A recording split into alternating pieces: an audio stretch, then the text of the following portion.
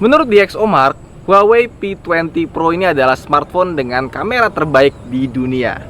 Seperti apa reviewnya? Cek video ini.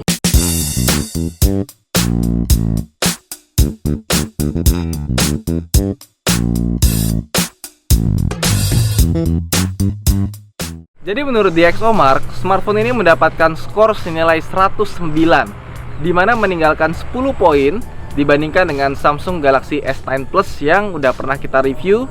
Linknya di bawah sini. Kok bisa smartphone ini punya kamera lebih baik? Tapi sebelum kita bahas kameranya, kita bahas soal desainnya dulu. Menurut gua, smartphone ini desainnya kece parah. Iya, bagian belakangnya itu beda ya. Warna birunya itu bisa dipakai buat ngaca, dan kayak ada bunglon-bunglonnya gitu.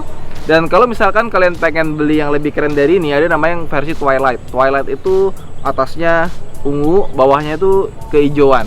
Ya, pokoknya begitulah. Tapi secara overall desainnya solid, belakang kaca, tapi ini agak fingerprint magnet. Jadi kalau misalkan kalian beli smartphone ini, pakailah jelly case yang transparan biar warnanya keluar. Terus layar depannya sudah full screen 19:9 dengan resolusi Full HD+, belum 4K atau 2K.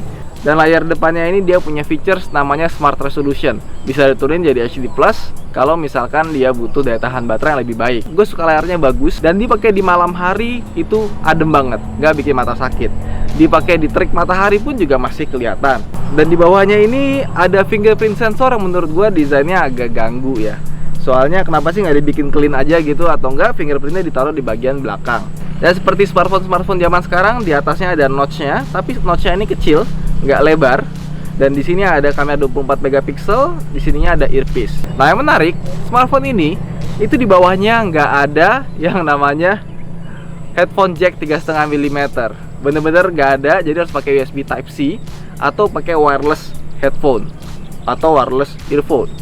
Cuma sayangnya, kalau misalnya iPhone dia membuat 3,5 mm headphone jack sengaja karena HP-nya terlalu tipis. HP ini sebetulnya nggak tipis-tipis banget, bahkan menurut gua masih bisa ditambah headphone jack. Tapi kenapa kok dihilangin? Mungkin biar ikutin tren. Dan di sini ada USB Type-C, ada speaker, dan speakernya stereo dari bawah sini dan dari bagian atas earpiece-nya. Dan suara speakernya ini bagus. Nggak cuma asal nyaring, tapi bass-nya clear banget. Jadi ini adalah smartphone dengan suara terbagus yang pernah gua coba. Emang kalau soal kenceng-kencengan mungkin kalah, tapi untuk suara overallnya, suara hasil yang dikeluarkan ini sangat bagus sekali. Dan sebelah sininya kita akan menemukan 2 buah slot untuk micro SIM. Tapi sayangnya tidak bisa di expandable. Jadi nggak bisa nambahin micro SD di sini. Meskipun nggak bisa tambahin micro SD, tapi storage-nya ada 128 GB, jadi besar banget. Terus kita sekarang ngomongin soal spesifikasinya. Spesifikasinya ini ngebut banget khas flagship dengan Kirin 970.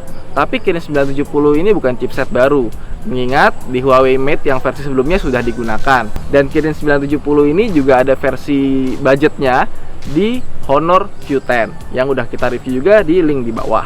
RAM-nya punya 6 GB dan storage-nya 128 GB. Itu udah lebih dari cukup. Dipakai buat main game segala macem, bisa dijamin bebas hambatan, sangat lancar, dan grafisnya bisa dipentokin paling atas. Dan hasil benchmarknya pun juga tinggi di angka 200 ribuan. Tapi yang menarik sebenarnya bukan performanya, mengingat daya tahan baterainya yang ternyata ini sangat irit. Dia dibekali dengan baterai 4000 mAh dan bisa dipakai lebih dari 1 hari. Jadi ini menggantikan daily driver gua yang kedua, yaitu Samsung Galaxy S9, karena selain kameranya lebih bagus, dia punya baterai yang jauh lebih baik. Kalau misalkan baterainya sudah mengesankan, maka pengecasannya pun juga mengesankan. Dia sudah support fast charging dengan charger 5 ampere. Jadi untuk sampai penuh itu nggak perlu nunggu sampai 2 jam. 1,5 jam udah penuh buat baterai 4000 mAh. 4000 mAh loh. Kalau 3000 mAh mungkin biasa aja, tapi 4000 mAh dalam waktu 1,5 jam menurut gua itu udah luar biasa. Sekarang kita masuk ke menu utama dari smartphone ini, yaitu kameranya. Menurut gua kameranya fantastis ya. Ini dia punya 3 buah kamera, dimana 3-tiganya itu bekerja. Mulai dari yang 8 megapiksel untuk telefoto, jadi kalau misalnya ngezoom, yang bekerja itu antara kamera tengah dan kamera sebelah kiri. Terus kalau kamera utamanya adalah kamera tengahnya yang 40 megapiksel, dan kamera ketiganya yaitu 20 megapiksel, tapi dia monokrom, bukan RGB. Dan kalau misalkan kita pakai buat foto biasa, kayak gini ya, ini kita foto biasa. Terus kalau kita tutup yang lensa sebelah paling kanan, nanti dia akan tulisannya please do not cover the lenses. Tapi kalau kita tutup sebelah kiri itu nggak ada masalah. Tapi kalau misalkan kita ngezoom seperti ini, ya, kita tutup yang sebelah kiri, baru dia tulisannya please do not cover the lenses. Artinya ketika kita pakai kamera biasa, kameranya akan bekerja dua, dan ketika kita pakai zoom, dua kamera juga akan bekerja.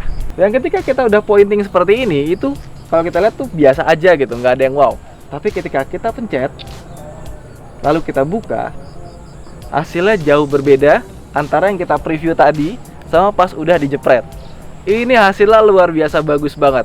Dynamic range-nya, color-nya, sharpness-nya, itu kalau kita zoom pun juga detailnya masih kelihatan. Dan buat kalian yang nggak suka sama color tone-nya si Huawei P20 Pro, ada solusinya yang sangat mudah sekali. Di sini ada tombol, kita pencet, kita bisa pilih pewarnaan gambarnya, mulai dari yang standar, vivid, atau smooth. Jadi kalau misalkan kalian suka yang vivid seperti merek S, tinggal pilihin ke vivid, maka hasil fotonya akan seperti ini.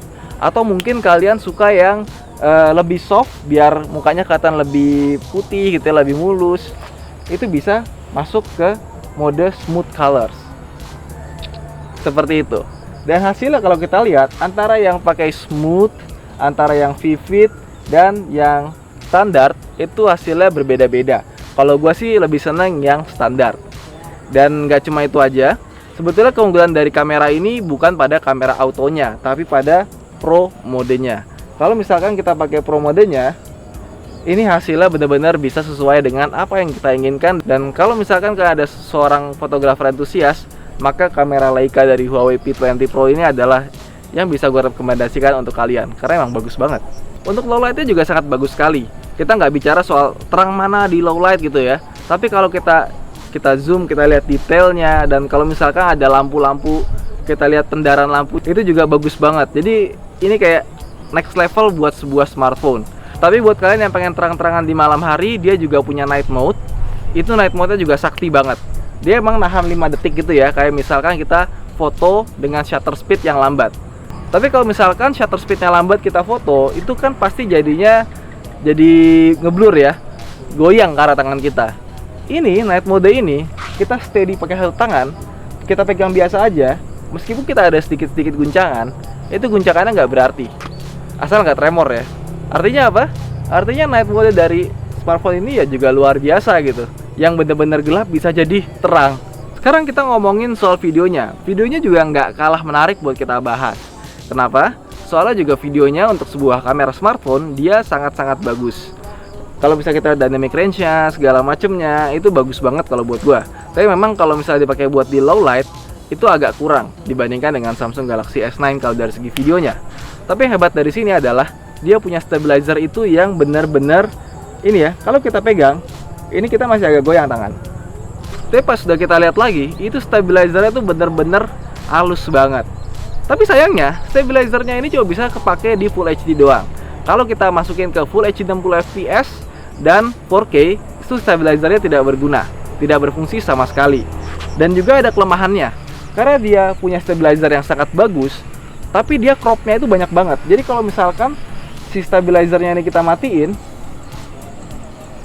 kameranya otomatis akan lebih wide, lebih lebar.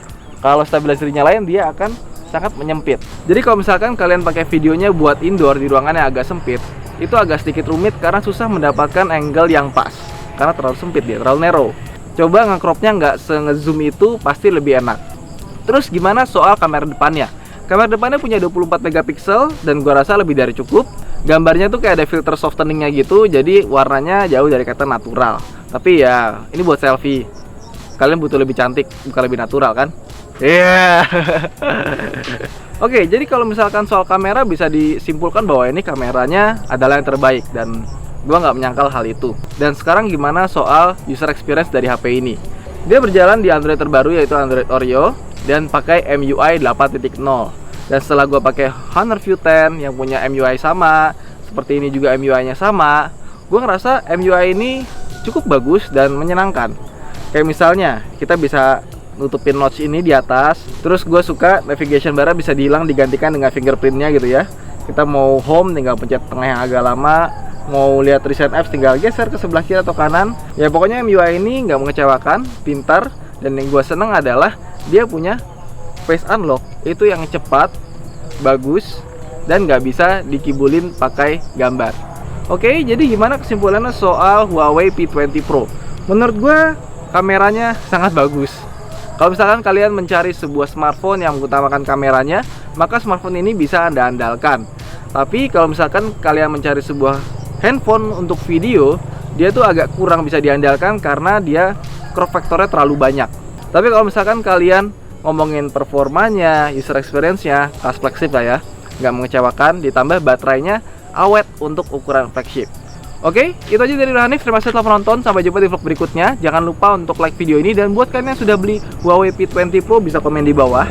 Dan buat teman-teman yang belum subscribe, segera subscribe. Sampai jumpa di vlog berikutnya. Saya Hanif, undur diri dulu. Bye.